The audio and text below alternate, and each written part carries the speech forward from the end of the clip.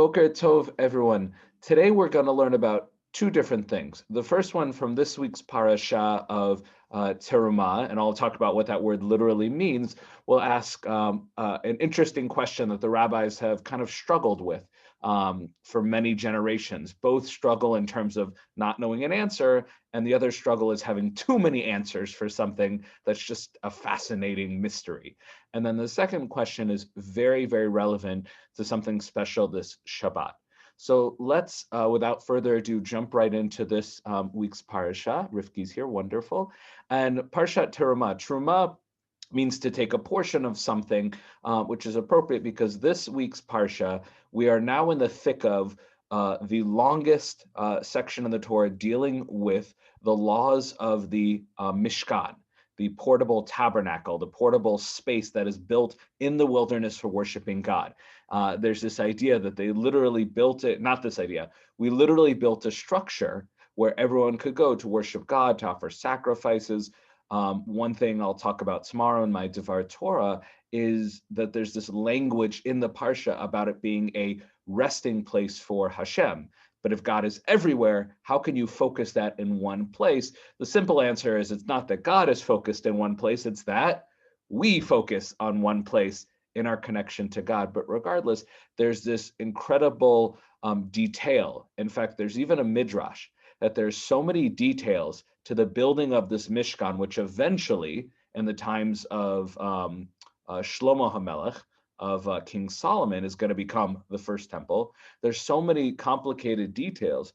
There's a midrash that Moshe turns to God and says, God, I'm sorry, I have no idea. Like it's like building an IKEA piece of furniture. I don't know how to build this. I need help. And eventually God empowers, and it's very important, God empowers this man Betzalel, one who is in the shadow of God, Tzel of God, El, who eventually builds and designs and builds the Mishkan.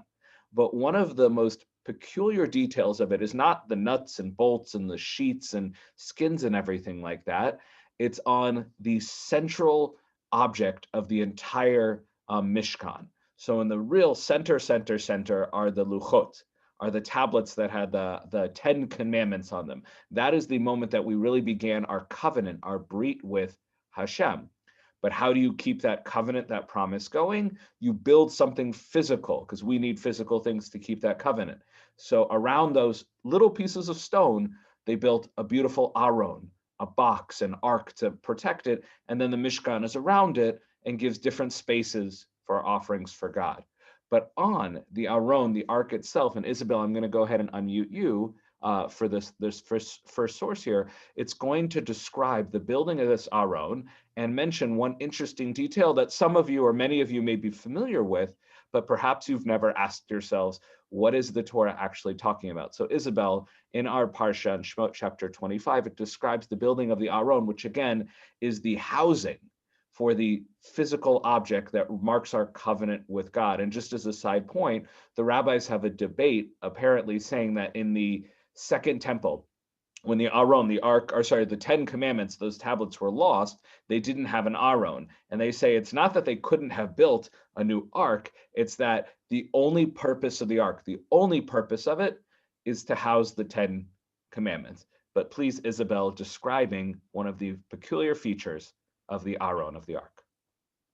And you shall make an ark cover of pure gold, 2.5 cubits in length and 1.5 cubits in width. And you shall make 2 golden cherubim. You shall make them of hammered work from the 2 ends of the ark cover. And make 1 cherub from the one end and the other cherub from the other end. From the ark cover, you shall make a cherubim on its 2 ends. The cherubim will have wings spread upwards, shielding the ark cover with their wings, with their faces toward one another. Turned toward the ark cover shall be the faces of the cherubim. And you shall place the ark cover on the ark from above, and into the ark you shall place the testimony which I will give you. Excellent. So we'll go a little bit backwards to get to the main thing. It's just that last line here. It talks about placing the testimony, the Hebrew edut.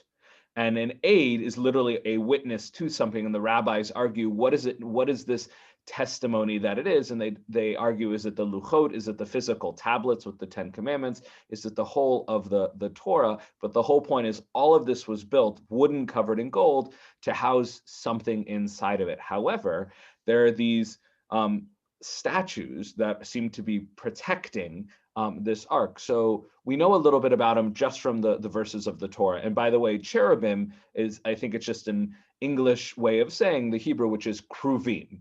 Kruvim are the name of these cherubim. So Isabel, based on what you know about them, that they have wings and they have faces, what do you think the cherubim are? Like, what class would you put them in?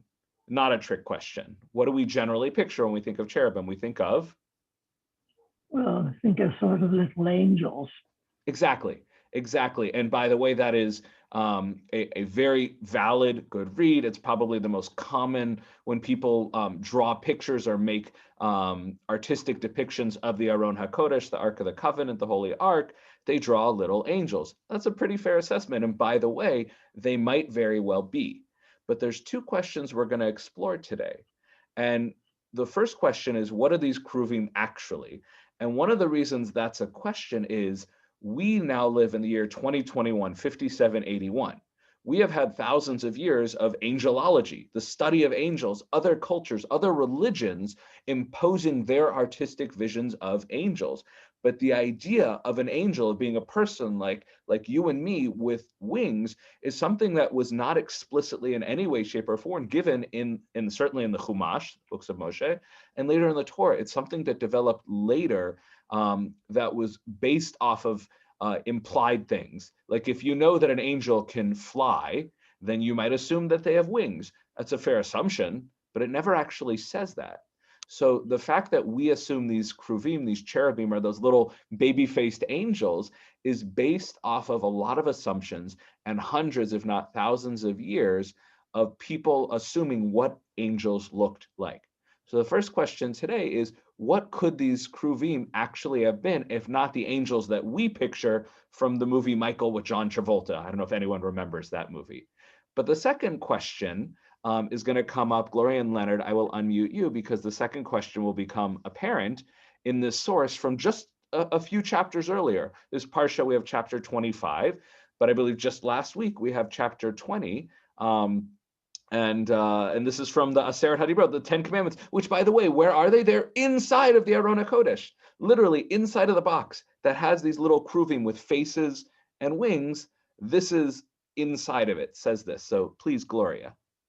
You shall not have the gods of others in my presence. You shall not make for yourself a graven image or any likeness which is in the heavens above, which is on the earth below, or which is in the water beneath the earth.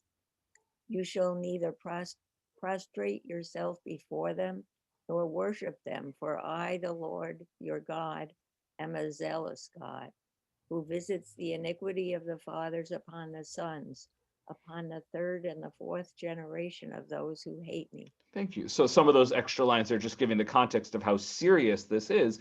But based on what you just read, Gloria, what could be the problem with what Isabel just read from this week's Parsha?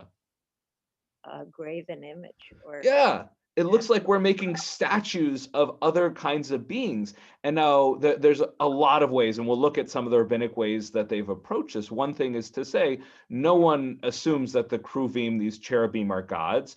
Perhaps that's one answer. But the other thing is, it only says you can't make a physical image of something that exists.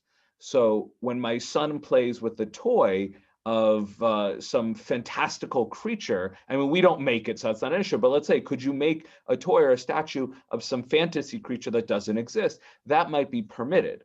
But to make a statue of a cow or of the sun, which is a real thing in the sky, that would be a problem. So maybe the kruvim are not a real thing, but certainly it's implied, and the understanding is they are based off of some kind of real being. So we have an issue here. They are physical graven images sitting on the box that says, make no graven images. So those are our two questions today. And with questions this big, there's no one answer. So the first section we'll look at again, how the rabbis, or some of the things the rabbis imagine the kruvim could be. Again, we think angels because we've been, we're post the development of what angels are. But for them, a lot of their ideas of angels hadn't developed, or they were developing. So what did they picture might have been on top of the statue? And even with the sources here, I'll mention a few others, including some potential scholarly ones. And then the second one, we'll look at a few sources trying to explain how it might be okay to have something that seems to go against the Torah. How can we have graven images? And then, of course, as I said, we'll conclude the day by talking a little bit about the mitzvah of reading Parshat Zachor about Amalek. So Leonard, this will go on to the next page, but one of the famous and earliest sources trying to figure out what these kruvim are is right in the Talmud with the question, my kruv, literally, what is this cherub? So Leonard, please, this source here from Chagiga. The Gemara asks, what is the meaning of cherub? Rabbi Abahu said, like a baby. And if you read the Hebrew, it's two parts. It's ke, which means like, and ravia, which is this like baby-like thing. And he explains it, Go ahead. You can continue, Leonard. For in Babylonia, they call a baby ravia. Mm-hmm. Rav Papa said to Abaya, however, if that is so, what? I'll just go ahead. What is the meaning of that which is written? Quote, the first face was the face of the cherub, and the second face was the face of a man, and the third, the face of a lion, and the fourth, the face of an angel.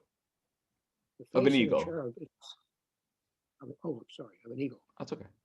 The face of a cherub is the same as the face of a man. What is the difference between them? He replied, the difference is that the face of a man is referring to a large face, whereas the face of a cherub means the small face of a baby. Thank you. So a little bit of context about this Talmudic source is it's in a section that deals with divine beings besides God. And probably the biggest source for angels, the different kinds and what they look like, I don't know if anyone knows off the top of their head, but it's from the book of Ezekiel, from Yechezkel. When in exile in Babylon, he has this incredible vision of God's throne being surrounded by all these. I think I did a class on Yechezkel, Ezekiel, and showed an artist depiction. It looked like we're being invaded by aliens. Spinning, flaming fires look like flying saucers, etc. But they're describing all these beings in his prophetic vision, including a being with multiple heads. So they're learning about this thing from the Torah, this kruv, this cherub, out of the visions of Yechezkel. That's why they're talking about this being with multiple faces, because that's really the only other source they have for what angels might look like. And by the way, our popular depiction of the angel, of a regular person that just happens to have wings, is not so consistent with what Ezekiel saw. There are wings there, but everything else is insane. But the takeaway here is they imagine that this kruv does have a human-like face, specifically a baby-like face. And again, how they get there, the way they read it carefully, et cetera, okay, but ultimately for them, the kruv is a little angel baby. And again, much like what Isabel had said, and that is a very popular depiction.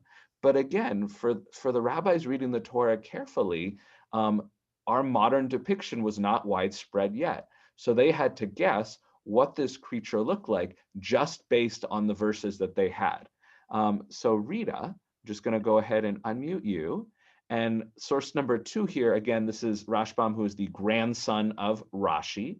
And he tried to read the text, not influenced by Midrash and outside sources as much as trying to read it, not literally, but trying to understand the text and what it was saying without other sources giving him a bias. So just based on having some sort of face and wings, go ahead, Rita, this is what he imagined. Birds shapes of base this on Ezekiel 28:14 as a cherub with protective outstretched wings. Compare Rashi. It is a large bird.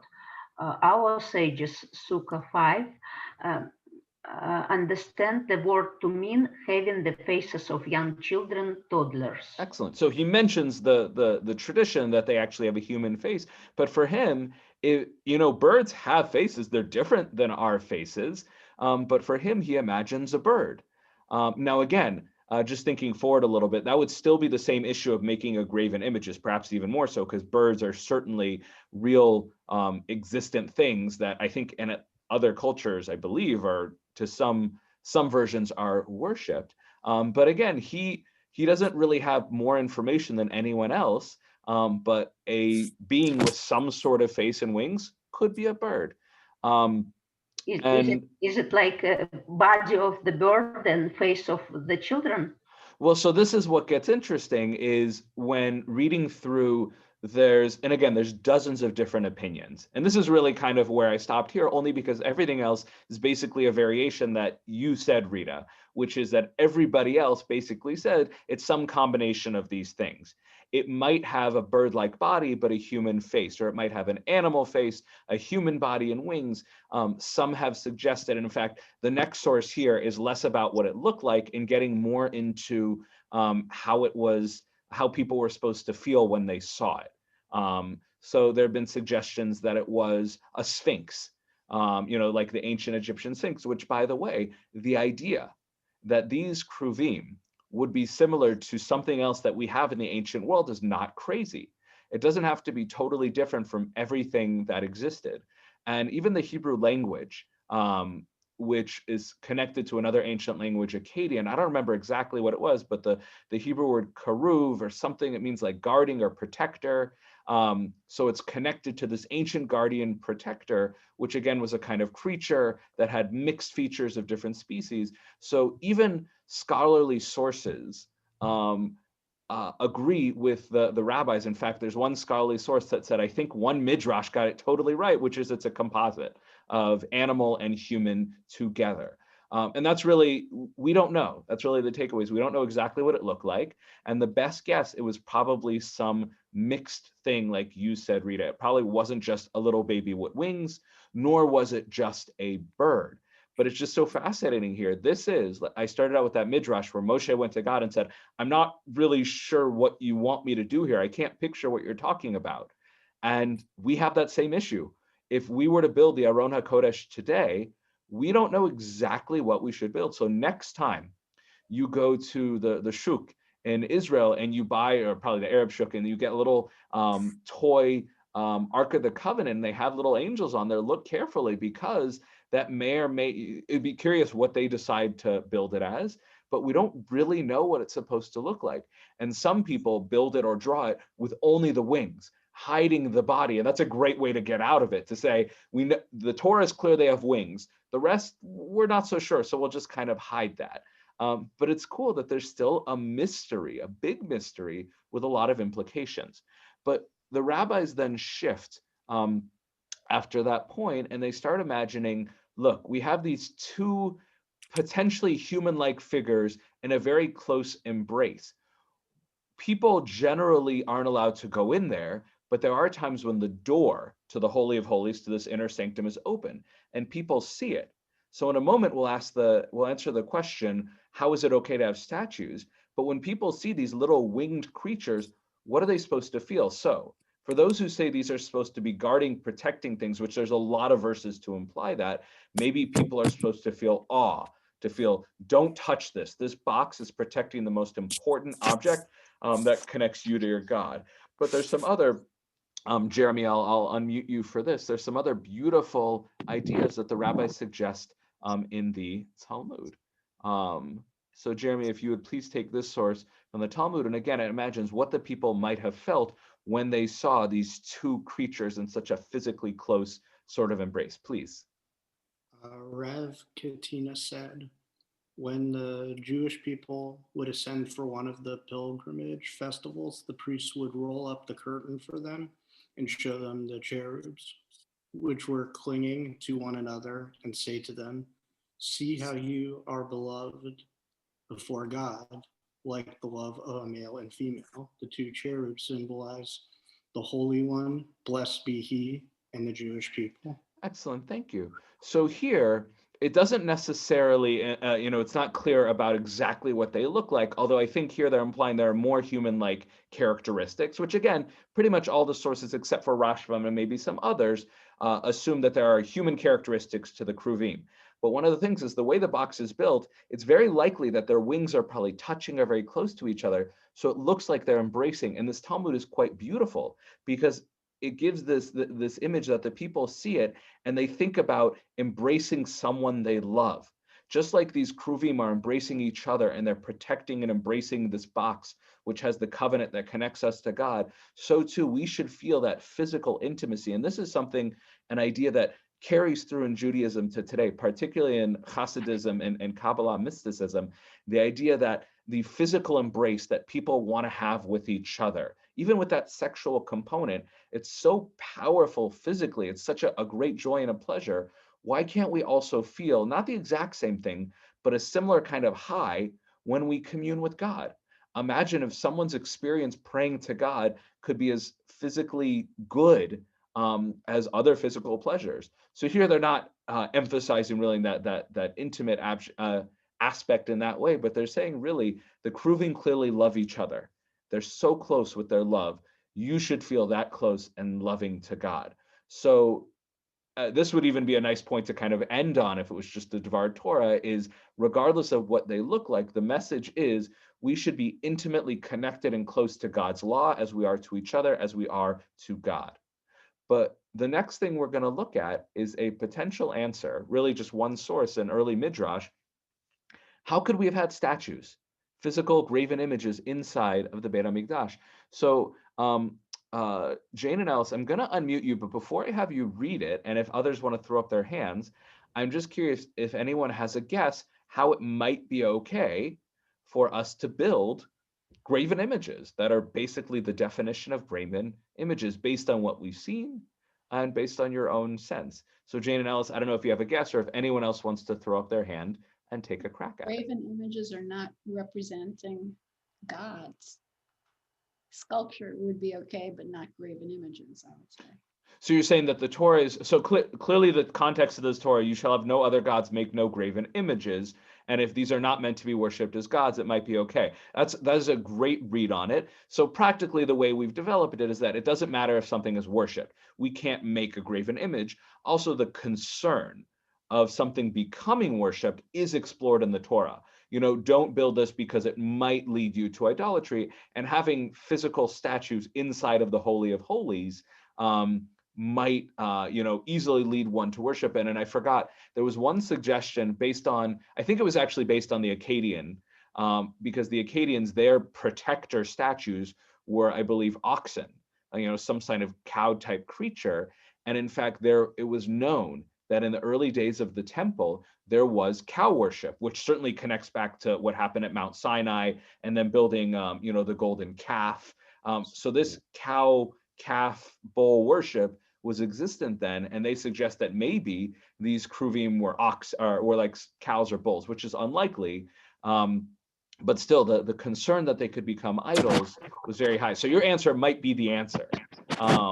But I'm wondering, any other thoughts, either Ellis or anyone else? Any thoughts before we read the final source of this section? I just think it's interesting. In the first century, this became a big issue, obviously, when people started talking about a graven image of a son, the Son of God, or a Mashiach, and what a Mashiach would look like and how that interacted. It's very interesting, and I'm just raising just an observation, nothing too profound.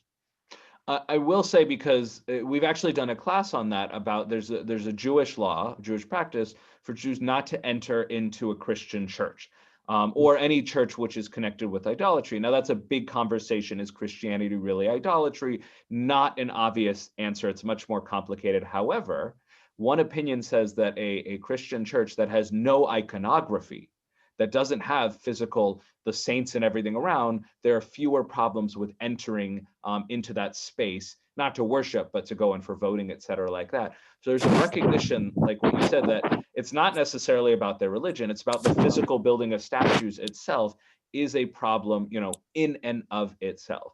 So you'd have to talk to a Christian scholar to find out how it is permitted to have the statues of the man Jesus, and worship him as God. And one answer could be, it says you shall have no other gods, but Jesus is God, so we can make all the statues we want of him. But again, you'd have to ask a Christian scholar or Dr. Google. Both of them could probably give you good answers. So this source gives a very interesting answer, and it's kind of a like, well, Jane, I'll let you read it and then we'll unpack it. So again, this is an early midrash that's associated with Rabbi Yishmael. May or may not have been written by him. He just happens to be mentioned in the first line. So please. You shall not make any gods of silver, nor shall you make gods to be gods of gold. Why was this verse stated? Since it is written, you shall make 2 keruvim of gold. One might say, I will make 4 keruvim. The Torah therefore states, you shall not make gods of gold. If you make more than 2 keruvim, they are like gods of gold. So pause there for a moment. So this first point, so with the Torah, there are times we read it very midrashically, very open, like eye for an eye, we don't read literally, and there are times we're insanely literal. So here, the Torah says, you shall not make gods of silver. So the rabbis, and I guess this is a little bit interpretive, but they say the mitzvah, to be very specific, is only if you make 4 or more gods of gold. If you only make 2, it's not technically breaking the mitzvah. So this is kind of like your read, Jane, where if you read it very carefully, if something isn't meant to be a god, it's not technically an issue with the mitzvah. So to here, they're saying the mitzvah is clearly, the sin is to make 4 or more. But what's commanded here in our Parsha of Terumah is only making 2. That's technically fine. And then they continue and do the exact same thing. Please, Jane. Nor shall you make for yourselves, so that one not think that since the Torah permitted to make keruvim in the temple, he will also make sculptured images in synagogues and in houses of study. The Torah states, nor shall you make for yourselves. Excellent. And again, this is such, it's almost like it's just a great point, is the Torah says, you shall not, God says, don't make graven images and gods of gold, but I want you to make this. So why is it okay? Because God said so.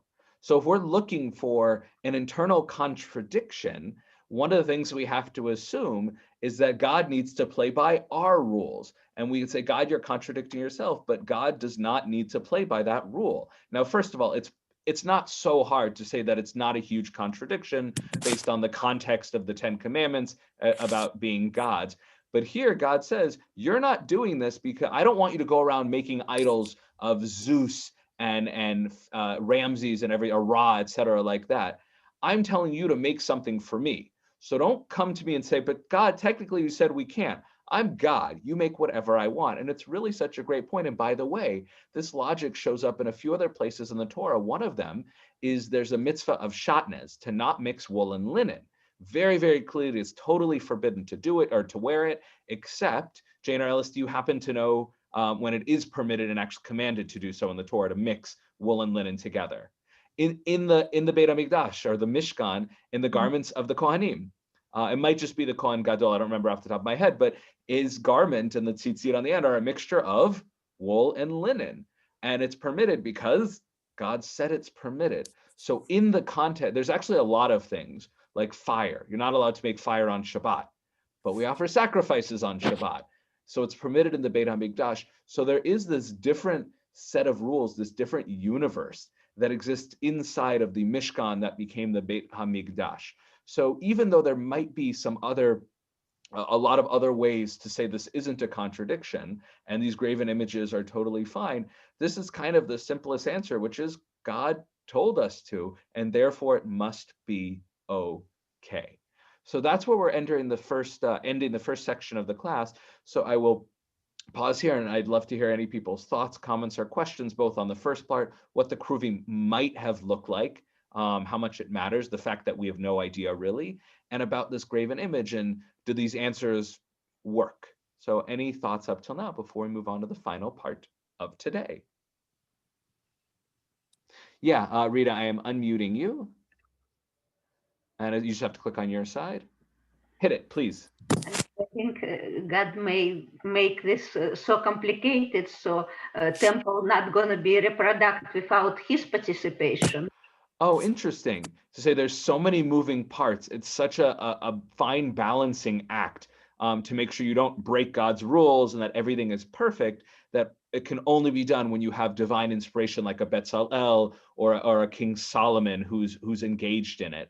I like that's a really beautiful answer. And by the way, that's basically what we as the Jewish people do, is we're waiting for God to tell us what to do. And there's another interesting question this week. The description of building the menorah in the ark is given this week. But if you read it, one rabbi I was reading said it sounds like a living plant. It talks about bulbs and shoots and flowers and everything like that. It's almost impossible to draw it perfectly based on what's actually in the text of the Torah. And there's an organization in Israel that's built one, and everyone knows it's just a piece of art. It can't be totally accurate. And a lot of the Talmud, the sections that we don't read as much, are trying to figure out how to build these things. But ultimately, if we want to do it right, we need a Betzalel. We need a Mashiach. We need a prophet to tell us how to do it. And it's so interesting is that this physical structure that's meant to be a place for us to meet God can only be built when we work with God, or we're divinely inspired directly by God. So great answer, Rita. Any other thoughts before we move on? Beautiful. So the last thing that we're going to talk about today is very important, not only intellectually, but also practically. The Shabbat before Purim, and Purim is next week, which great, we have an awesome program set up, very excited. That's not what people should be nervous about. It's that as soon as we have Purim, then we start thinking about Pesach. But the Shabbat before Purim, there is one of the most unique, powerful, in some ways challenging mitzvot that we have, and it's the only time of the year when we're really obligated as individuals to hear the Torah. What I mean by that is throughout the year, each of us do not have to hear the Torah. A congregation of at least, for Orthodox, 10 men must read the Torah publicly. But if there's no minyan, then we don't have to hear the Torah. The one exception is Parshat Zachor. So it's a section in the Torah which talks about the time that Amalek attacked us, and God told us to never forget what this nation of Amalek did to us in attacking us, and we had a responsibility to wipe them and their kind and brand of evil off the face of the earth.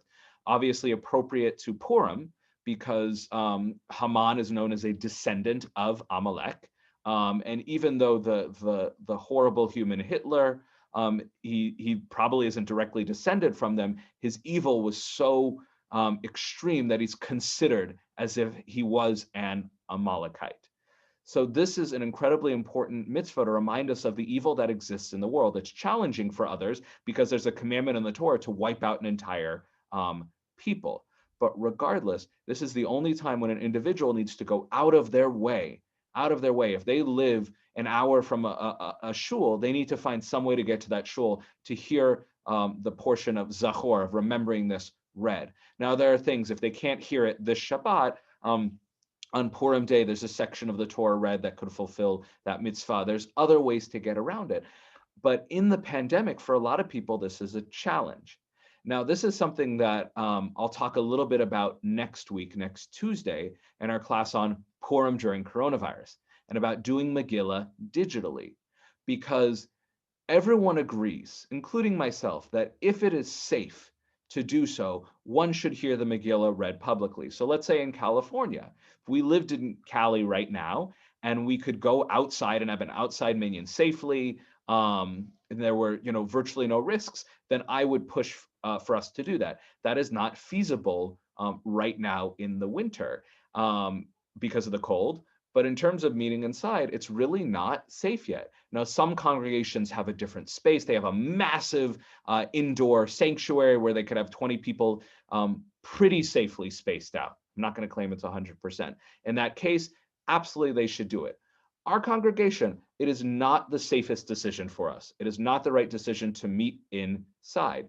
So we're in a situation where we cannot safely fulfill this mitzvah.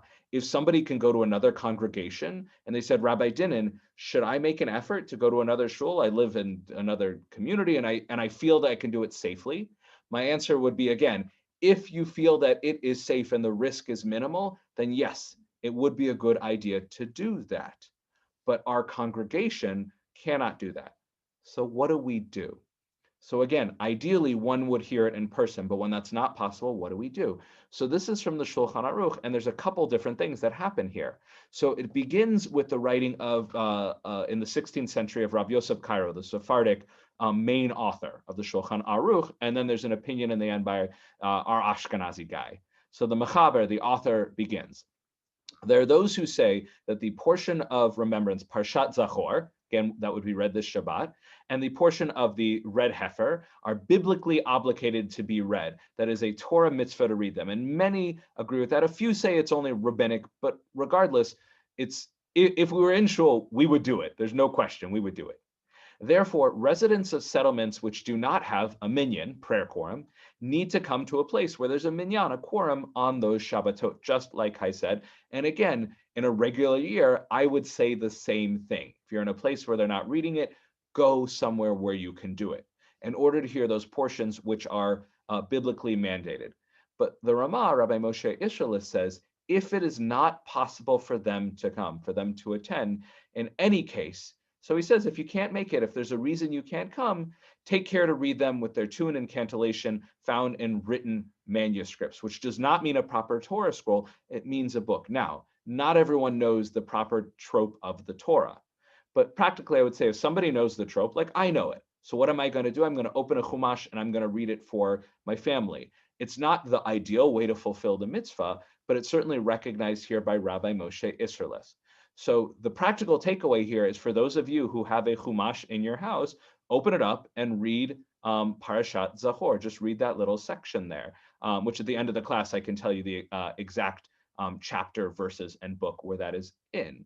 But this is also just an insight to what do we do when we're not living in an ideal world.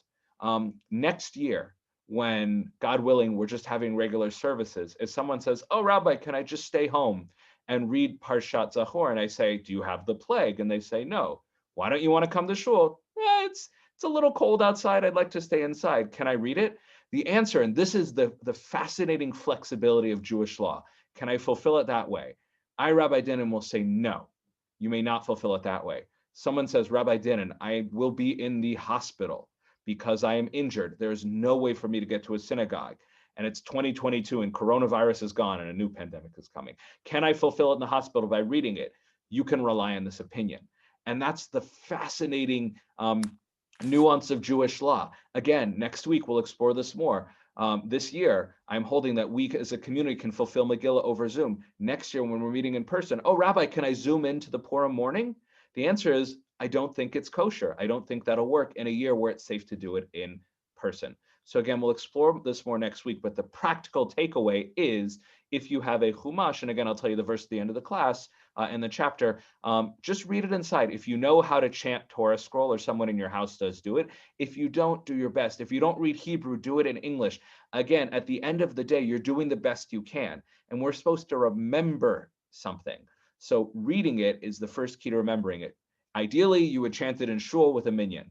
Then you would chant it at home. Then you would read it in Hebrew. Then you would read it in English. But whatever you can to not forget, that's the essence of it. So I will formally pause here